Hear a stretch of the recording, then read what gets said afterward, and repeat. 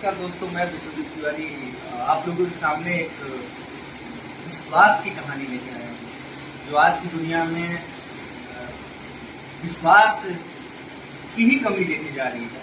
विश्वास ही लोगों के ऊपर नहीं है और कैसे भी लोग करें। यही एक सच्ची कहानी मैं लेके आया हूँ। जिस कहानी में एक महिला अपने बेटी को जन्म देती है और वो महिला बहुत गरीब वर्ग की रहती है। तो वो लड़की पूछती है, माँ ये दशा ऐसा कंडीशन क्यों हुआ है?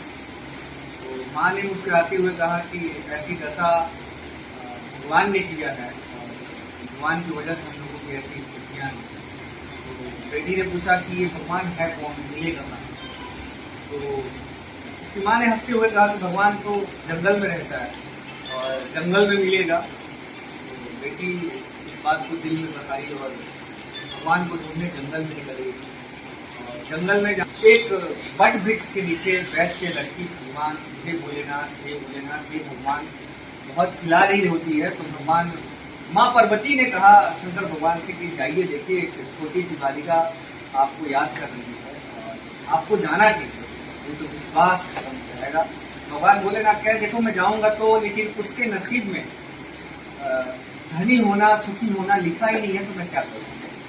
माँ पार्वती ने कहा कि नहीं, आपको जाना पड़ेगा और उसको सुखी करना पड़ेगा। भगवान भोलेनाथ आते हैं और लड़की से पूछते हैं कि हाँ बेटा बताओ क्या चाहिए?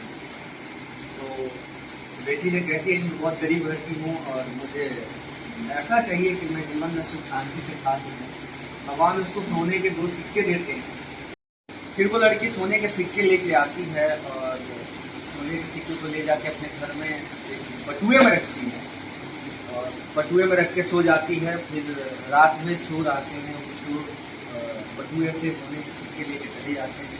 सुबह उठती है अपनी माँ से पूरी कहानी बताती है और माँ को ले जाती है बटुए दिखाने। तो बटुए में सोने के सिक्के रहते ही नहीं हैं। उसकी माँ ने उसको डांटा और कहा कि आज के बाद ये सब फालतू बातें मत करना और फिर जाके सो जाती है। फिर वो लड़की फिर दौड़ी दौड़ी जंगल में जाती है, भगवान से फिर प्रार्थना करती है। फिर भगवान आते हैं भोलेनाथ और उसको मणि देते हैं। मणि लेके आती है अच्छे से करके। तो मणि रास्ते में उसको पेशाब लग जाता है, पेशाब करने चली जाती है रख के। तो कौवा आता है, कौवा लेके चला जाता है उस मणि को और फिर वो लड़की बहुत परेशान होती है। फिर तीसरी बार वो लड़की ऐसे ही क्रम में आती है और बहुत रोती है। तो माँ पार्वती ने कहा, तो इस बार माँ पार्वती कहती हैं कि कुछ भी हो जाए इस लड़की को इस बार सुखी करके आइएगा नाथ, अगर आप नहीं किए तो बहुत ही हंसी की बात है।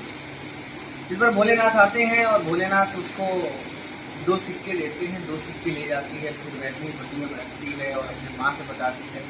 सुबह उसकी माँ उठती है और देखती है तो बटुए में 2 सिक्के रहते हैं और बहुत खुश होती है उसकी माँ।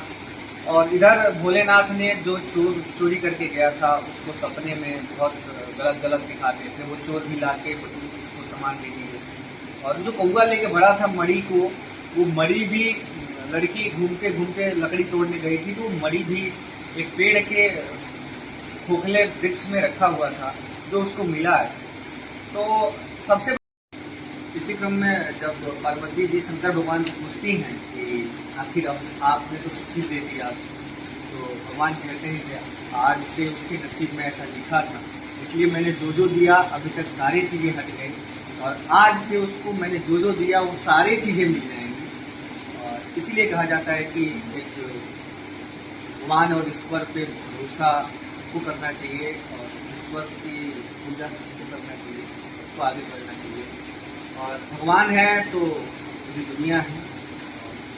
आस्था कभी न टूटे, विश्वास कभी न टूटे। इस कहानी से मुझे यही शिक्षा मिलती है कि नन्ही सी बच्ची की विश्वास न टूटने की वजह से भगवान भोलेनाथ को तीसरी बार में उसके तकदीर को बदलना पड़ा, उसके नसीब को बदलना पड़ा। इसीलिए मेरे दोस्तों आपसे निवेदन है कि आप भी भगवान पर भरोसा रखिए, आपको हर चीज़ मिलेगा, हर चीज़ समय पर मिलेगा और बहुत